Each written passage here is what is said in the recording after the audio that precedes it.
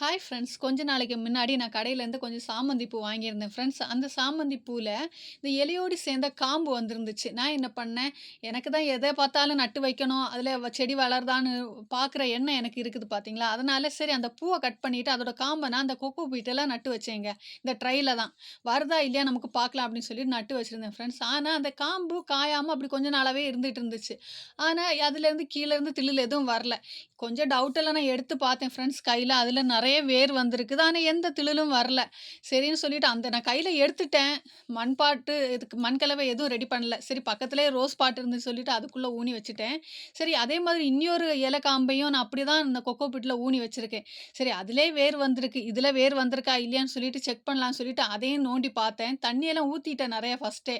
First ஊத்துனதுக்கு அப்புறம் தான் எனக்கு இத செக் பண்ணணுங்கிறது தோணுச்சு. சரி அதில வேர் வந்திருக்குன்னு சொல்லிட்டு இத பார்க்கலான்னு சொல்லிட்டு இத எடுத்து பார்த்தா வேரே காணோம். சரி அத தட்டி பார்த்தேன். அந்த கொக்கோ பீட்டெல்லாம் கீழ உதறி பார்க்கலாம். உதறி பார்த்து கொஞ்சமாவது வேர் வந்திருக்கா இல்லையான்னு பார்க்கலான்னு பார்த்தா, ஆனா வேர் வந்திருக்கு ஃப்ரெண்ட்ஸ். இதுலயும் வேர் வந்திருக்கு பாருங்களேன். லைட்டா வெள்ள கலர்ல தெரியுது. இது இப்ப தான் வேர் வச்சிருக்குன்னு நெனைக்கிறேன்.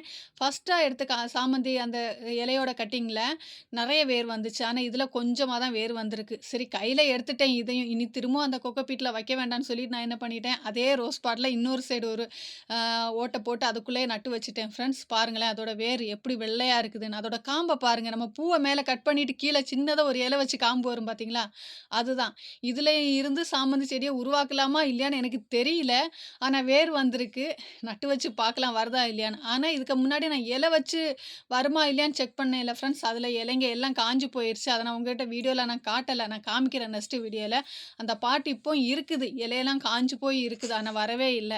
சும்மா தான் எடுத்து பார்த்தேன். ஆனா, அதில வேர் வந்திருந்துச்சு. சரின்னு சொல்லிட்டு பக்கத்தில இருக்க ரோஸ் பாட்ல அந்த சைடு 1, இந்த சைடு 1 நட்டு விட்டுட்டேன். பார்க்கலாம் வருதா இல்லையான்ட்டு. இந்த பீன்ஸ நான் கொஞ்ச நாளைக்கு முன்னாடி நெறைய காய்ச்சிருக்குன்னு சொல்லிட்டு நான் வீடியோல காமிச்சிருப்பேன். இதுவரை நான் பறிக்கவே இல்ல ஃப்ரெண்ட்ஸ். ஏன்னா அப்படியே விட்டுட்டேன். 2 விதைய வச்சு தான் அந்த 2 செடிய உருவாக்கிட்டேன். இதில காய்ச்சிருக்க அந்த பீன்ஸ் எல்லாம் நான் விதையாயிட்டு விட்டு, இந்த விதையிலேருந்து நெறைய செடிய போடணும்னு சொல்லிட்டு ஒரு ஆசை. அதனால அது விதைக்கு வேண்டியே விட்டுட்டேன். விதை எடுத்துட்டு நமக்கு வேற பாட்லலாம் நட்டு வைக்கலான்ட்டு. ஆனா இது நாட்டி பீன்ஸ் தான் ஃப்ரெண்ட்ஸ். பார்க்க எனக்கு தெரிஞ்சிருச்சு. எனக்கு ரொம்ப பிடிச்ச பீன்ஸ் வேற.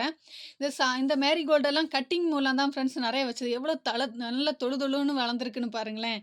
நல்லா ஃப்ரெஷ்ஷா நிக்குது. அதில மொட்டும் வச்சு பூவும் வச்சிருச்சு பாருங்க. இதெல்லாம் நாங்க என்ன பண்ணுவோம்னா, மேல இருக்க அந்த தில்லுலா இருக்கிறத கட் பண்ணி ஊனி வைப்போம். இங்க பாருங்களேன், இதில ஊனி வச்சிருக்கேன் பாருங்க. லைட்டா வாடின மாதிரி இருக்கிறதெல்லாம் ஊனி வச்சது தான். அது 2 நாள் விட்டு அப்படி ஃப்ரெஷ்ஷா எழும்பி நல்லா வளர்ந்துரும். இது நட்டு வைக்க விட்டுட்டே மொட்டு சீக்கிரத்தில வச்சு பூ பூக்குதுங்க ஃப்ரெண்ட்ஸ். இந்த வீடியோ பிடிச்சா லைக் பண்ணுங்க, சப்ஸ்கிரைப் பண்ணுங்க. Thank you. பாய்.